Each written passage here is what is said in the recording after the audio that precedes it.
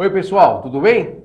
Ralph Peter com vocês novamente, programa Livros em Revista, que vai ao ar toda quarta-feira às 19 horas pela nossa BCC Television, que sempre tem o firme propósito de levar até vocês um bom entretenimento e um elevado teor de cultura, tanto quanto desta feita acontecerá. Temos aqui ao nosso lado direito o doutor, escritor, sarausista, nem sei se existe sarausista, né?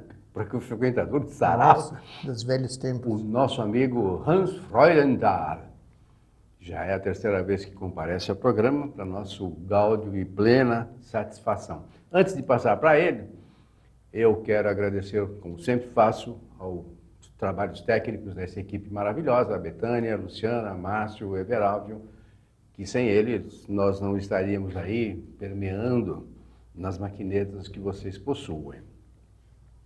Maria Estela Guedes, que a partir do site www.com, situado em Lisboa, nos insere totalmente no universo lusófono, dando-nos uma audiência muito grande e principalmente muito gabaritada, que é o que a gente vem buscando nessa trajetória de 11 anos.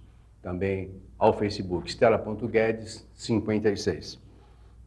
En passant, quero parabenizar e desejar muito sucesso à nossa amiga Luciene Balbino, que acaba de lançar em Portugal uma segunda edição do seu livro De Eva a Madalena, um livro muito gostoso, picante, palpitante e que, sem dúvida alguma, fará muito sucesso.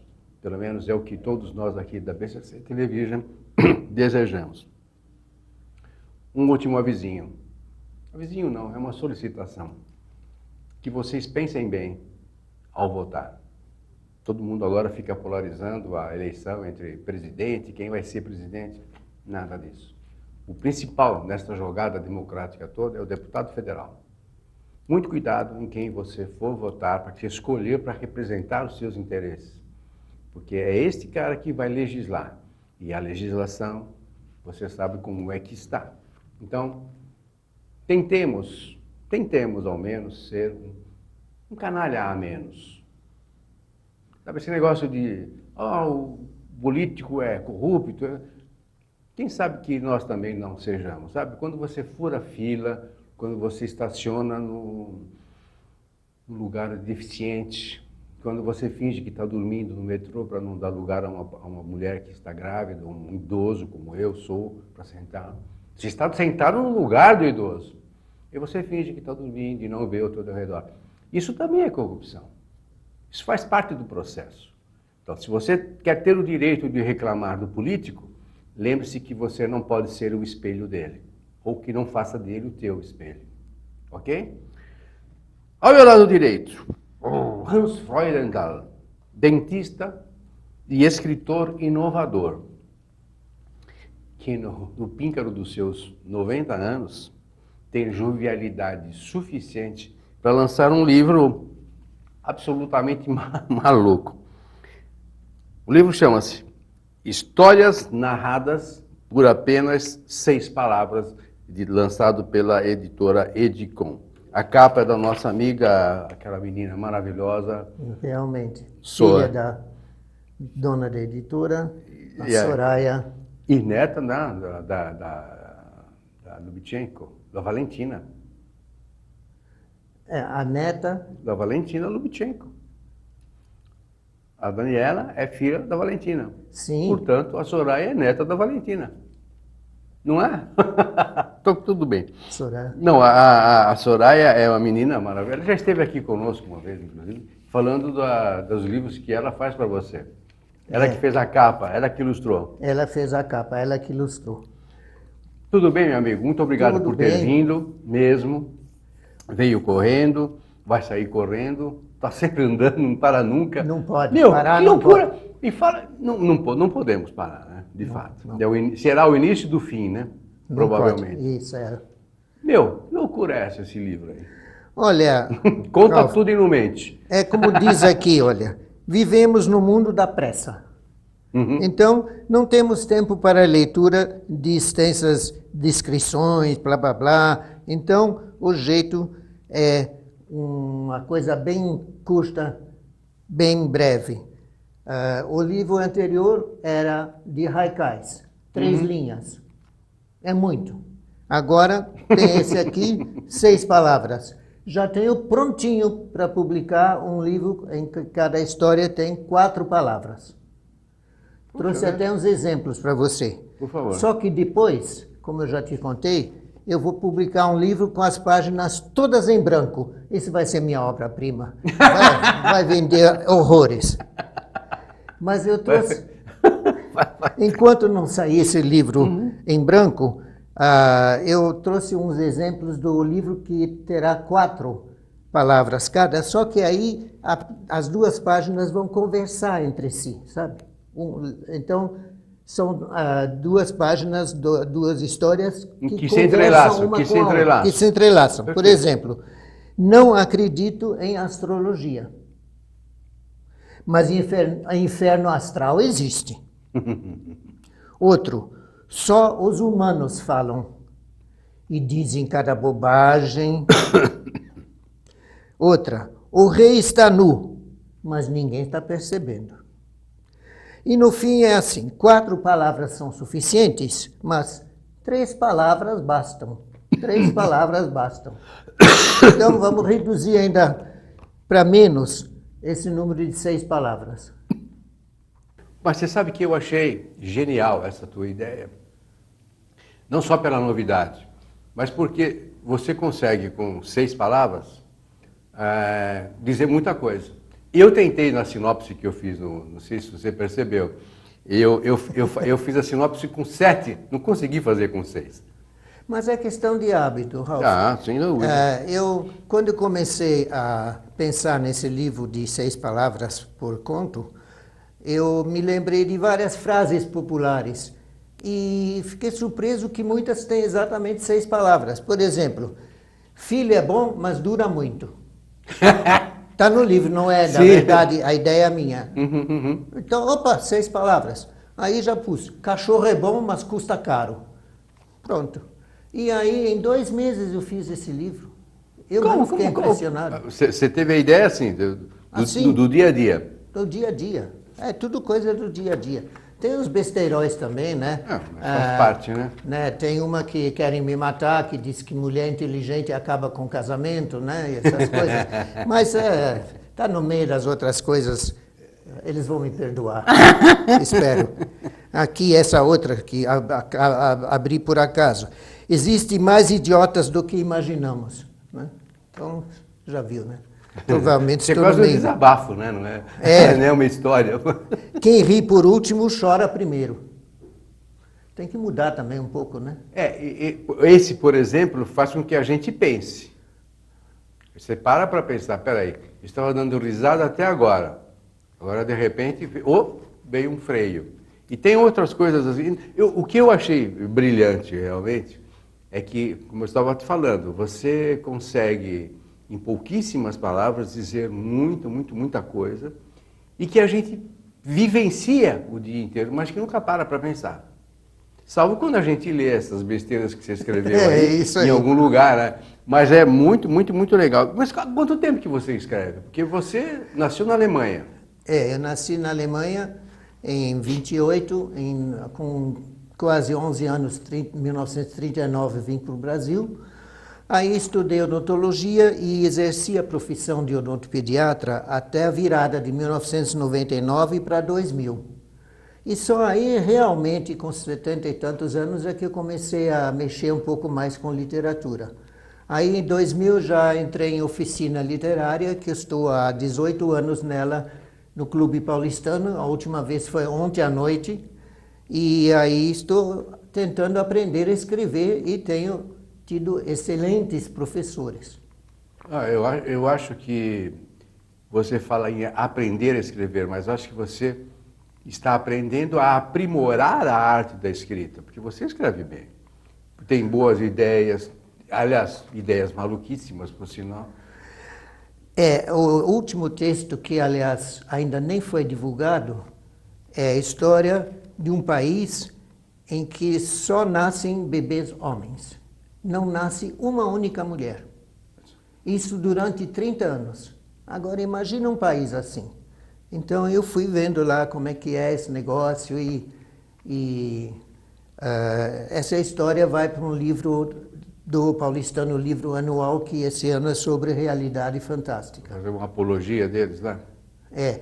Então, às vezes a gente... Apologia não, antologia, olha que loucura. Apologia.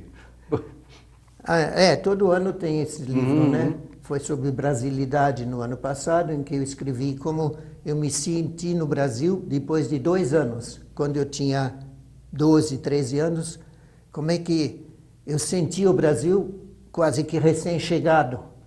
E recordei então aqueles tempos em que eu ainda... Esse negócio, por exemplo, de beijinho, né? Era uma coisa que eu não conseguia, isso era uma indecência, isso não se faz. Isso é típico de tropical, né?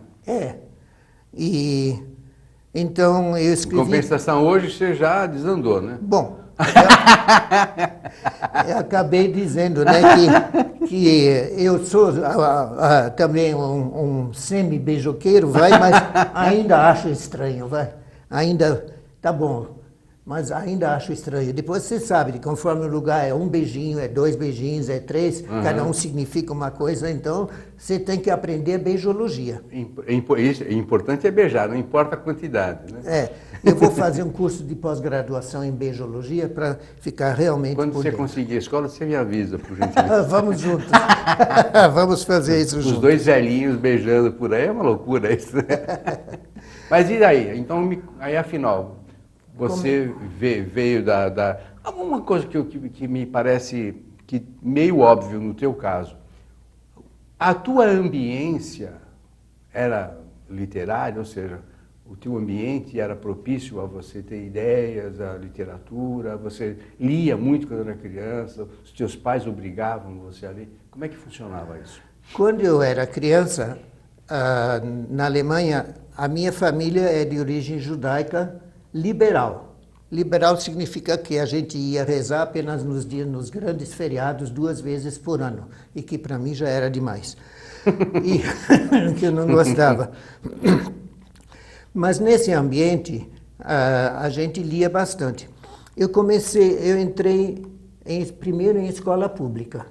E me dei muito bem na escola pública, até que o Hitler decretou que quem for de origem judaica tem que ir em escola religiosa, não pode ficar em escola pública. Aí tive que mudar de escola. Aí entrei numa escola pertinho de casa, onde sofri o maior bullying da minha vida em escola judaica, tá? Aí mudei para uma 3ª escola que ficava do outro lado da cidade, onde tinha que ir de metrô, e que era uma escola tipo florestal, que de manhã tinha aulas e à tarde tinha piscina, tinha campo de futebol, a gente plantava alguma coisa e anotava. Como todo mundo já estava pensando em fugir da Alemanha, emigrar, nós tivemos muitos preparativos para isso. Isso é, inglês em doses maciças e uma matéria que era assim, lavar prato, engraxar sapato, limpar vidraça, né? E tinha até boletim disso, né? O meu boletim dizia, Hans se esforçou em satisfazer as necessidades, quer dizer, eu era péssimo, né? Até hoje, para limpar vidraça, engraxar sapato, já não dá, mas veja o preparativo. Por outro lado, tinha aquela ansiedade que toda manhã, quando a gente chegava, quem foi embora de ontem para hoje? Quem saiu dessa Alemanha hitlerista e conseguiu fugir? Quem entre diretores, professores e colegas alunos, que eram realmente muito unidos.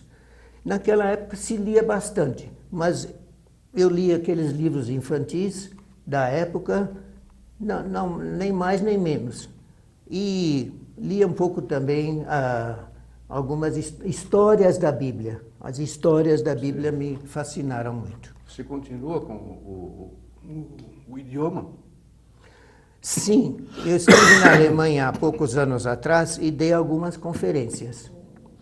Mas o meu alemão é o alemão falado na Alemanha de 1939. Então, não dá, por exemplo, para traduzir livros. Eu tentei Levei um dia para reduzir uma página e desisti. Aí, do português para o alemão, preciso de um profissional. E há um livro que está sendo feito na Alemanha, de contos meus, que está sendo impresso. Se mal me lembro, você também tem uma participação num sarau. Até eu conheci o moço que... Alessandro Buso. Alessandro Buso, isso. Eu sei que é na Bela Vista, né? É. Alessandro Buso fundou esse sarau dos suburbanos convictos. E todas semana há uma reunião de pessoal que vem realmente dos subúrbios para expressar seus sentimentos em forma de poesia.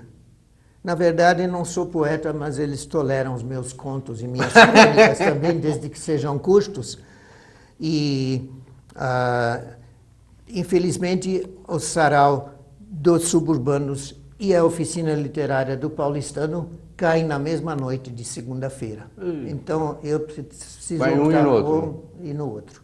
Mas, enquanto o paulistano é um clube, até certo ponto pode-se dizer de elite, super elite. Os suburbanos são exatamente o oposto. E você vê isso também pelos temas abordados. No paulistano, já cada um, depois de 18 anos, tem seu estilo próprio. E alguns têm um estilo mais rebuscado, outros gostam mais de coisas familiares ou humor. Nos suburbanos, há ainda muita queixa, muito protesto contra a violência, contra agressões a mulheres, contra o racismo, contra o antifeminismo. E a coisa lá é bem mais pesada em termos literários. Mas para mim é necessário, porque assim eu tenho os dois lados da moeda. São contrapontos importantes. Tenho um contraponto. Né? E eu agradeço ao Buso de me aceitar, que realmente eu sou da favela dos Jardins, né? E eles brincando me chamam, entre aspas, de presidente. Mas eu acho que justamente, não é que eles te aceitam lá, eles querem você lá porque você é uma fonte de aprendizado. Quanto mais não seja, um belíssimo exemplo.